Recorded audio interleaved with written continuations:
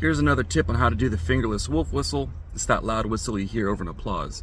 If you're watching this on YouTube Shorts, the longer video is going to be on my YouTube. Here is a prop. It's a spoon. This is going to be the tip of your tongue, and this is going to be the back half of your tongue. So the back half of your tongue is kind of arched up, and the reason for that is to keep the airflow kind of tightly against the roof of your mouth. And the front half of your tongue is going to be kind of shaped as a spoon. You're going to be using the sides to keep the air narrow, so it's going down the center of the roof of your mouth. And then the tip of your tongue is arched up like a spoon, so the air flow is kind of going up against the back of your teeth. Now, you just practice that. You should hear a tight airflow, and then incorporate the bottom lip.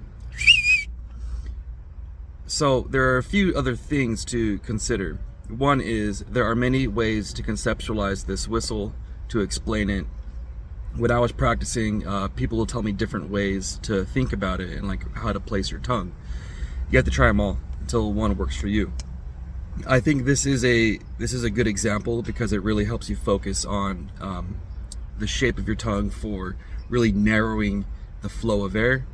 Again, the sides of the tongue are up, the center of the tip of your tongue is up, and more the back of your tongue is kind of pulled back, arched up, so the air is really high up against the roof of your mouth. And it is good to consider two variables: the tip of your tongue, how it's angled up, where that airflow is hitting is going to be a variable. It might work for you if it's hitting the back of your front teeth. It might work if it's hitting lower on the front teeth, or more towards the roof of your mouth where your teeth meet the roof of your mouth. The other variable is your lip placement. Now, if I move my lip, I'm going to have to move where the airflow is hitting. So it's good to, let's say, keep your lip in the same spot, maybe a little bit forward in your mouth, and practice moving your tongue forward and back so that airflow is going higher and lower. Without using your bottom lip, you should hear like tight air escaping. So you can practice not even trying to do the whistle, but just trying to make that sound loud. You don't have to blow hard. In fact, don't blow hard. Just kind of like a sigh of breath.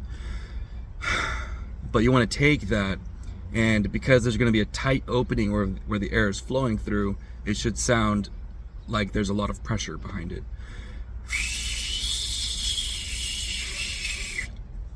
Sorry for the spit. And then bring up your bottom lip by kind of just closing your mouth. And then you can do different tones with kind of the shape of the tip of your tongue and your bottom lip.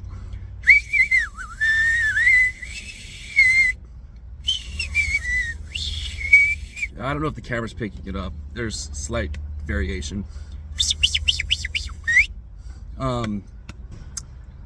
Let's see. The other tip that I had was keeping the tip of your tongue stationary. So as you're pulling the tip of the tongue back to form that upward angle, when I first started, I noticed that when there's a lot of pressure with the air, the tip of my tongue would want to lower. And when I would try to continue to pull it back, it would kind of wiggle. You have to develop the strength so it stays still. So one thing to practice is pulling that tip of your tongue back against the airflow to strengthen it, kind of like you're doing reps, right? You're pulling the tongue back against the air to kind of strengthen it, and you're really trying to isolate the tip. You don't want your whole tongue going back. You want to try to just make the tip of your tongue move independently from the rest of your tongue. And that's something you can practice like in the mirror. Just practice moving the tip of your tongue very slowly and intentionally. If you have any questions, go ahead and throw them in the comments. Like and subscribe. I have more whistling videos on my YouTube.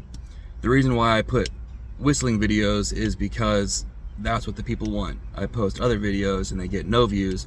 I post a whistling video and it gets hundreds of thousands of views. I don't know. But if you guys want more whistling videos, I will go ahead and throw them up. So try this, see if it works, check out my other videos and look at other tips, different ways to conceptualize this whistle. It takes practice, it takes time, but anyone can do it. And yes, if you have a gap in your teeth, you can still do it. Just focus the airflow against, try to focus it on one tooth. If you have a top retainer, that permanent retainer, yes, you can still do it. Those are some of the comments I hear often. And that's all. Thanks.